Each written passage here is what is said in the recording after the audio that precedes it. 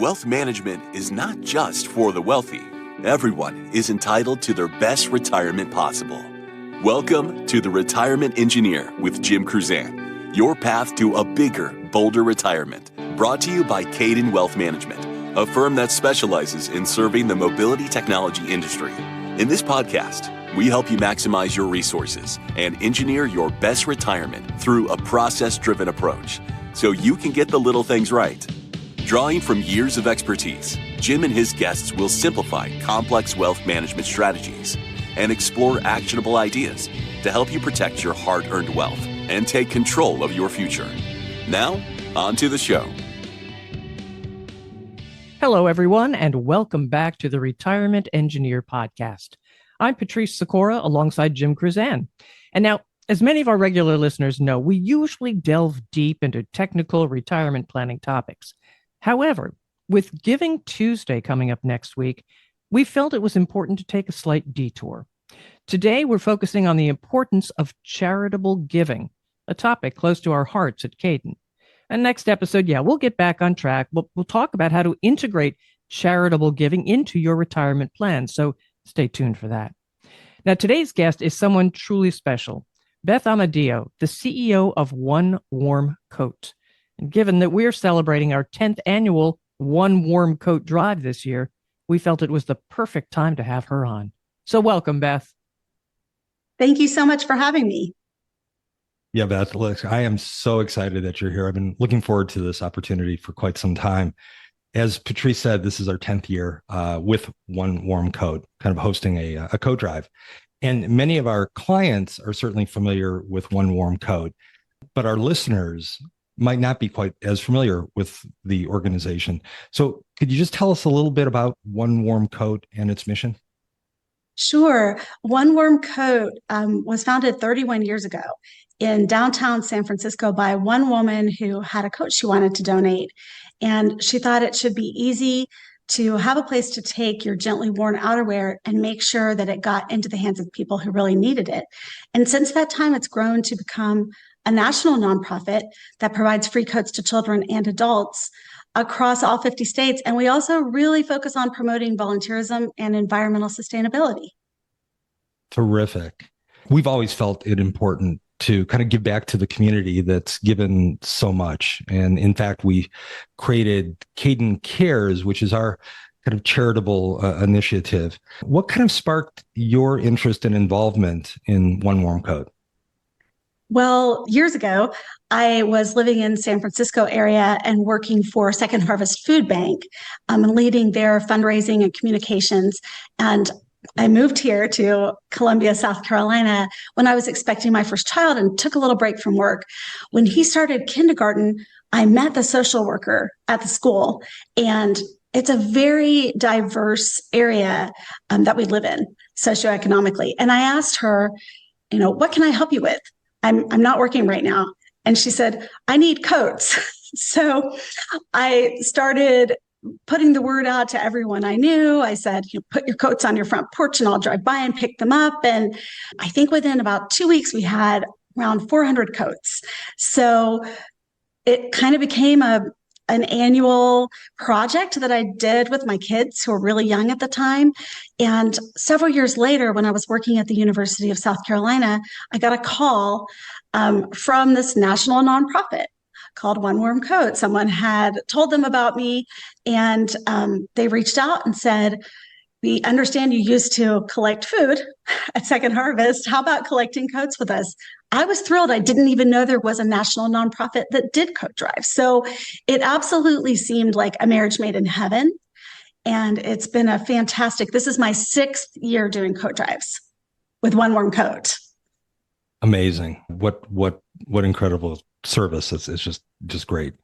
Everybody has a certain motivation or reason for doing what we're doing.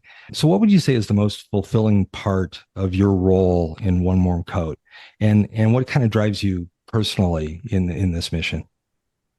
Well, I really love that the mission is so tangible. It's incredibly easy to measure.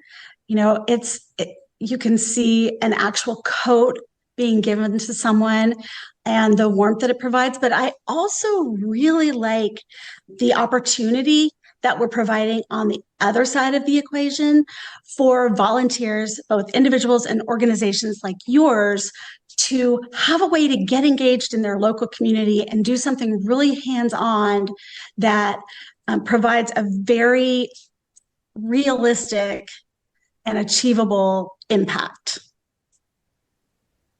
You mentioned tangible. I can certainly speak to that. It is amazing when we're getting ready to donate all the coats that have been collected, and we just have those things all bagged up, and we kind of open all the bags and we put them in fact, larger bags, so it's just easier to carry. And the whole room becomes consumed with all of these coats and all the colors, and it's just this huge pile of fluffiness. Yes. you can actually see, and gee, is that pile bigger than it was a year ago? Do we have more than we did? There's something about that tangible aspect. It's really quite amazing. And we call companies like yours who volunteer with us every year, we call you our ambassadors. And that ambassador relationship is so important to us. We love when we see organizations who do it and think, oh, this was really fun and easy and engaged our employees and continue to come back every year. That's a success story for us. Yeah, it certainly makes all of us feel really good, and certainly the size of the pile kind of reinforces all the effort and all the goodwill that's generated. This has been a really trying several years, and it would be a total understatement to say it's been unusual times. With the pandemic and such, everybody was relegated to working from home. There was questions about social contact, and it had to be difficult for charitable organizations. I know in our case, we just got a couple of big waterproof plastic tubs and put those out in front of the building in the hopes that people would drive by and maybe donate without having to go into a building that we may have closed down. We may not have been actively working in. Now, 3 years removed or so from COVID, people are now feeling like maybe things are getting a bit back to normal. Would you say, with respect to the coat drive industry, are coat drives getting back to normal, or have they kind of evolved? Are they something now different than they were generally 3 years ago? I think they have evolved, and I don't think they'll ever completely go back to the way they were. I don't think that's necessarily a bad thing. We have had the ability to assist people in holding virtual coat drives for a number of years now, but it wasn't a heavily utilized tool until COVID. And then companies realized, we provide a personalized fundraising page for every ambassador that registers. So I think part of what happened during COVID is people realized they could incorporate that virtual aspect to their coat drives. A lot of people got very creative with doing coat drive-throughs. A local brownie troupe here in my neighborhood borrowed a church parking lot one Saturday afternoon and really put the word out to people to drive through from 2 to 4 on Saturday. And they just literally handed coats out the window while the brownies waved at them and cheered for them and played music. And it was kind of this big outdoor party. And a lot of people started doing that, or what I call the reverse drive-through, which is where you put a call out to everyone and say, okay, put coats in a bag on your porch, text me your address and I'll drive by and pick it up. So I think what's happened coming out of the pandemic are people are using more of a hybrid. They're keeping that virtual drive that they incorporated and collecting coats again now too, which is really the perfect combination, giving everyone a chance to participate. That's amazing. In fact, my follow-up question was, so what would be some of the unique ways, maybe best practices that ambassadors like us would use to maybe ensure that this year's coat drive is even more successful than last year's? Yes. Well, now that there are a lot of workforces that were completely remote that are coming back to hybrid, I see a lot of companies wanting to incorporate something that's even more about team building. So I don't know if at Kaydan Wealth, if you guys have done pocket notes before, but this is a really fun addition to a coat drive where you can set up a table next to the coat collection bin with some little pieces of paper, some markers, some stickers, some even crayons. It started with kids doing this, and it turns out adults really love to engage that right brain also. And what it is, it's a little note or drawing that goes into the pocket of each coat before they're taken to the agency. So when those coats are distributed, the first time that the receiver puts their hand in the pocket, they find a little note that says, like, somebody's thinking about you, somebody cares about you, wishing you warmth this winter, or a nice little drawing. And it talk about really making something tangible happen and connecting that empathy. Kids especially love knowing that that pocket note is going to be picked up and read by somebody. Oh, that's great. What a great idea. That's amazing. I hope Danielle is listening. We'll see if we can implement something like that. That sounds awesome. So the way I see it, there are kind of like three ways that individuals can get involved in One Warm Coat. You can host a coat drive, be a volunteer, be an ambassador, as you said. We can donate coats, obviously, and you can also donate money. We've always prioritized kind of the physical delivery of coats, raising coats, specifically for Carriagetown Ministries up in Flint. And part of the reason for that is there's a hugely significant need for coats in that area. But we've also been successful in gathering monetary donations, online monetary donations. Can you kind of clarify where those funds kind of go and what efforts they support? Absolutely. So one of the things that at One Warm Coat we're really proud of is that 97 cents of every dollar donated goes directly to programs, which is why we tend to have the very highest ratings possible from all of the charity watch organizations, like 4 stars from Charity Navigator, platinum from GuideStar. And what the money that we collect goes towards, in huge part, it's supporting our technological presence. So the maps that we have 2 maps on our website. One is a map of any place where you can donate coats to a public coat drive.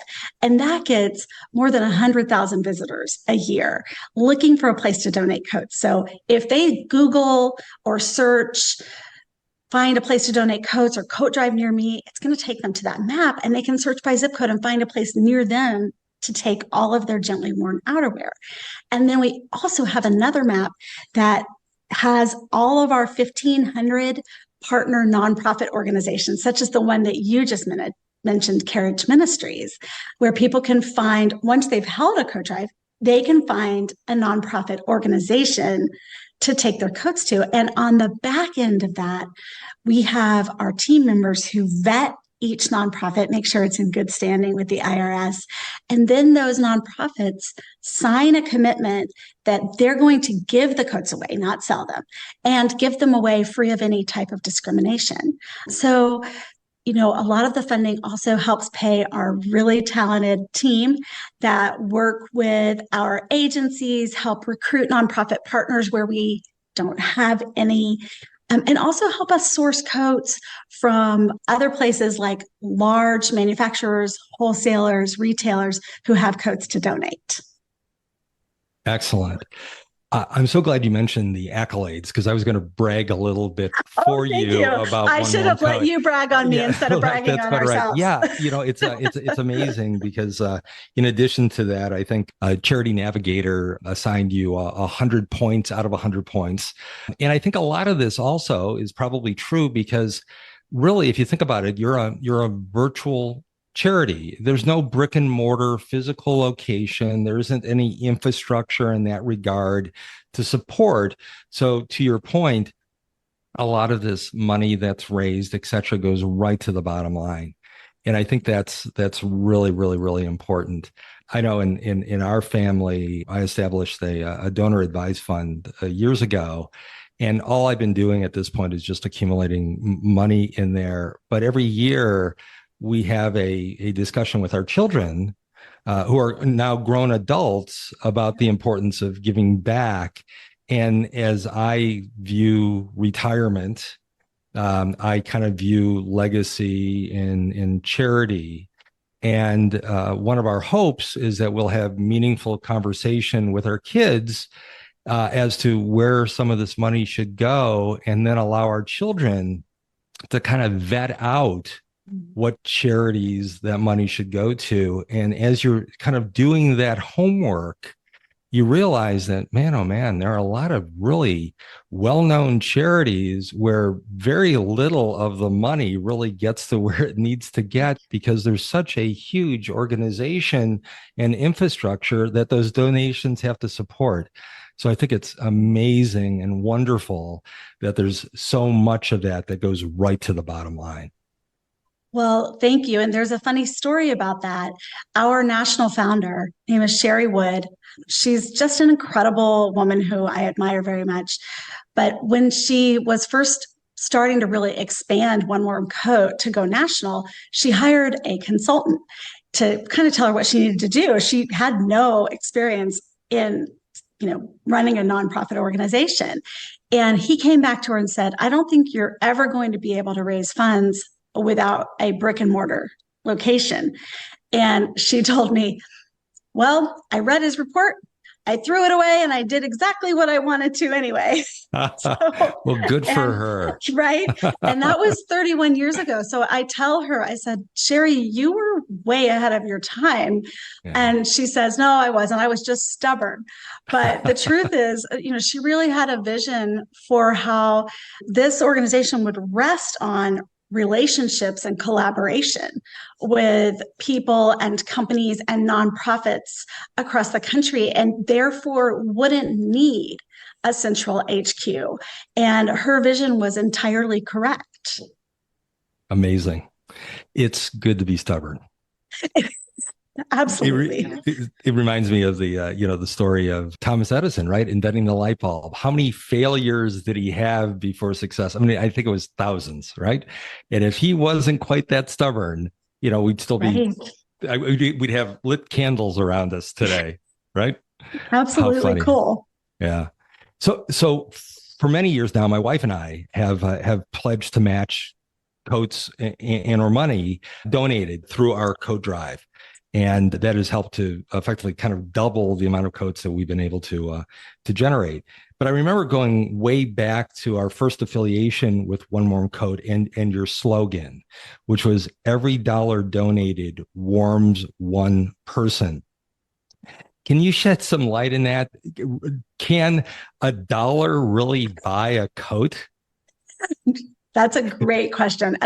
Unfortunately, $1 cannot buy a coat, but because our coat drive program does rely so heavily on so many wonderful volunteers who collect the coats, what we noticed is that the amount of revenue that we were getting in every year to support our small infrastructure was equal to the number of coats that we were able to distribute.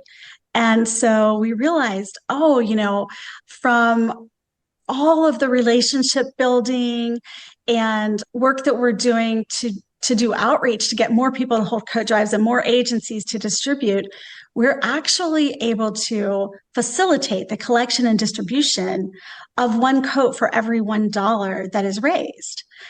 So that's how our impact statement came about. And it makes it really easy to measure an impact of an organization. For example, Kaydan Wealth, I think you guys have warmed 15,000 people over the years, which is absolutely incredible when you think about that pile of coats that we're talking about in your office. And then you think about 15,000 children and adults having shelter from the elements because of your efforts. I know it makes us feel really good. And thanks so much for the clarity, because when I heard $1 and I was equating it to a coat, I felt like, well, I'm buying my coats at the entirely wrong place because Yes, they're a lot more expensive than the dollar. they are. And sometimes we do buy coats. It's definitely a smaller part of our program, but occasionally we'll have a person, a foundation, a donor who wants to purchase coats for a very specific nonprofit or area of the country. And we do have relationships with wholesale coat sellers who we do get a good price. It's unfortunately nowhere near $1. Right. I can remember there were many years where we would go to Burlington Coat Factory and we would just look at all the children and infant coats and just take the whole rack. We would just reach our arms out as far as we could, just pick it all up, throw it in a shopping cart. We have 3 or 4 shopping carts, and we had one coat per one that was donated, and it was it felt really good.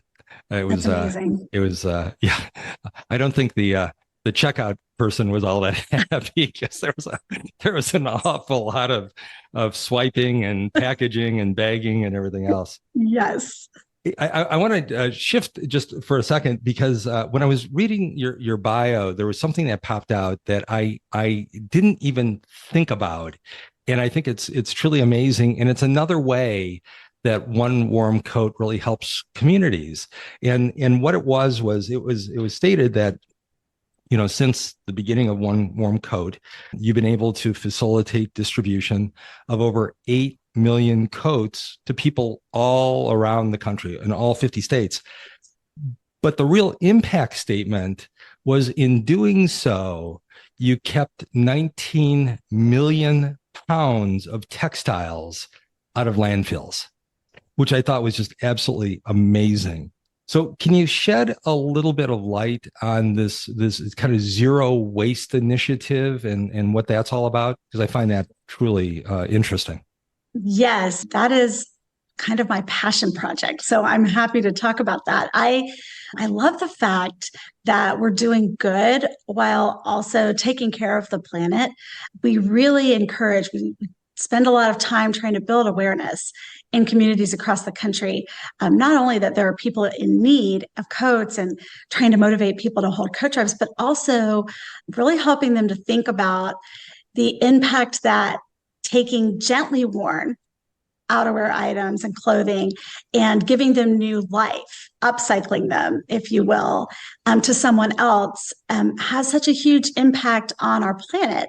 And the Zero Waste Initiative was born out of that. So that started around 8 years ago, and it's really, really exploded over the last 3 years. Last year, the Zero Waste Initiative kept 100,000 items from being destroyed that were brand new items. So we work with wholesalers, retailers, manufacturers that have overstock or irregular items, and we will even offer to pay the shipping if they will let them go to an agency to be distributed to people in need.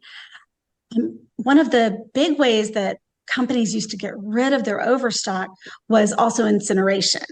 And then when there was kind of a spotlight on that and people were calling them out on that, that's when they started shredding them and just basically putting them in landfills instead. So we've really worked hard to do a lot of outreach.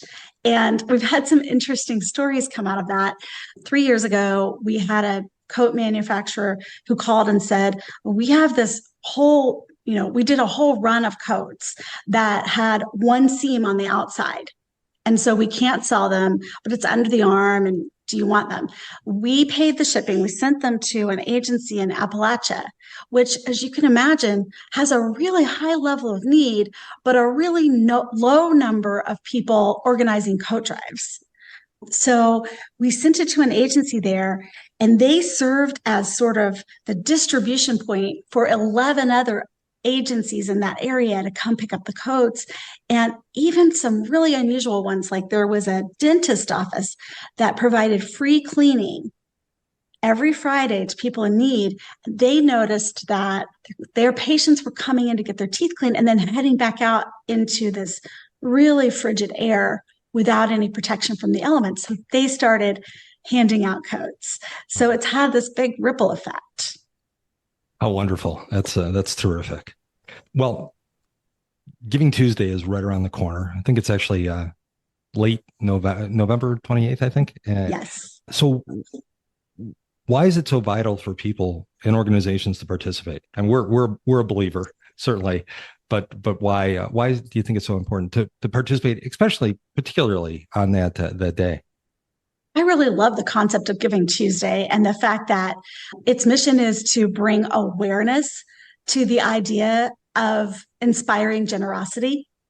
And it's grown so much that I feel like now everyone knows about Giving Tuesday. And it's a really good way to put a spotlight on asking people in this season of spending that's coming up to set aside some of your personal financial investments to go towards a nonprofit organization and a mission that you believe in. And I like the fact that, every mission is put out there and you can really choose which one speaks to you. Terrific. Well, I hope everybody takes advantage of that and circle the calendar on Giving Tuesday.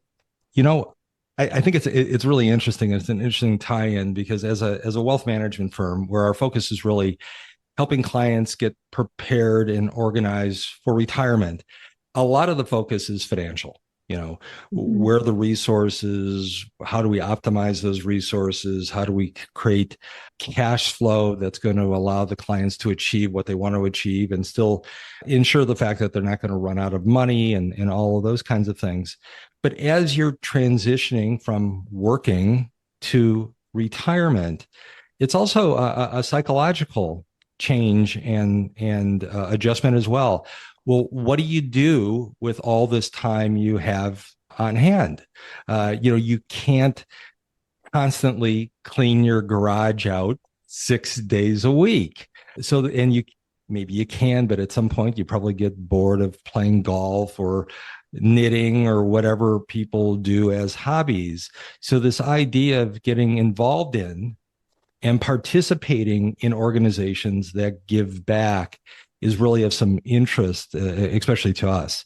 Can you speak a little bit on the unique rewards that retirees or those approaching retirement might experience by choosing to volunteer in a firm like One Warm Coat or another viable charity? Yes, we see a lot of senior citizens who participate as ambassadors. And I do think a lot of them find us when they've retired and they start doing some research to see if there's an organization where they can do something really hands-on. And, holding a coat drive is not only a great way to really get to know people in your community, because some volunteers really, you can take it as far as you want to. Some of them go out and recruit local businesses and local Rotary clubs and local places of worship to participate in their coat drives and absolutely go all in. And some of them, it's on a smaller scale, like just holding a neighborhood coat drive where they ask everyone to drop off coats on one day. So it's something that you can really scale to whatever level of engagement you want to have. And then the next part of that is you then connect with a local nonprofit agency when you deliver the coats. And what we've seen, and I really love this, is a lot of times those volunteers make a personal connection with that local nonprofit when they deliver the coats and end up volunteering there as well. Wonderful. Great. Lastly, what message would you give folks who are listening as we approach Giving Tuesday in the winter season? Like last words of wisdom. Well, I would just say that, every gift is important. And for people to realize that, again, with every $1 donating, warming one person, and not just for us, but thousands of other wonderful nonprofit organizations have similar impact statements. Just remember that even a little bit goes a long way.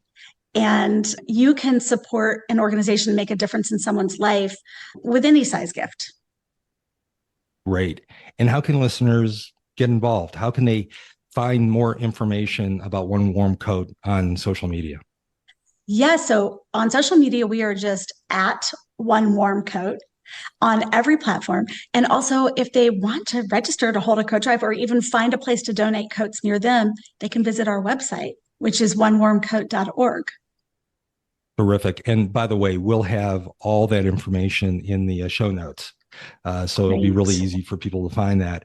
And lastly, hey, if folks listening are local, want you to know that we are collecting coats at both of our offices beginning October 30th, right up through the 15th or so of December. All coats are donated to the Carriage Town Ministries in Flint, where they're then passed out to the community.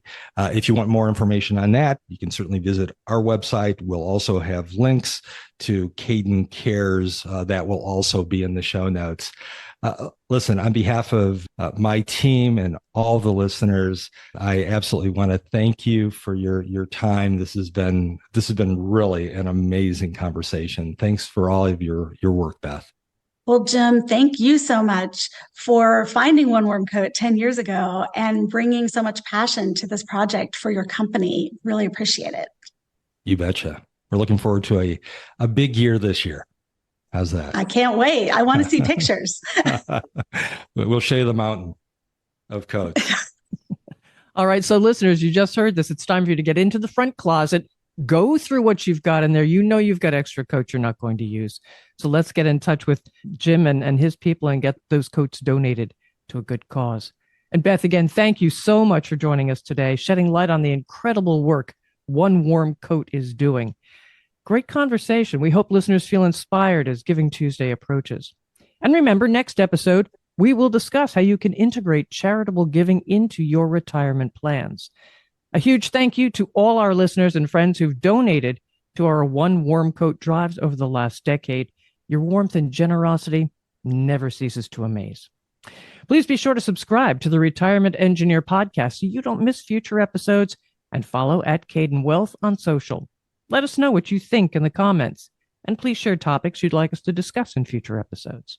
Following and sharing this podcast helps our small show make a larger impact. Thank you for listening to The Retirement Engineer with Jim Kruzan. Click the follow button to be notified when new episodes become available.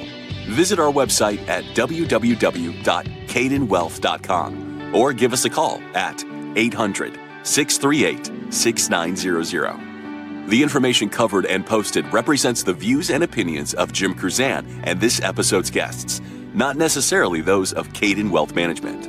The content has been made available for informational and educational purposes only. The content is not intended to be a substitute for professional investing advice. Always seek the advice of your financial advisor or other qualified financial service provider with any questions you may have regarding your investment planning.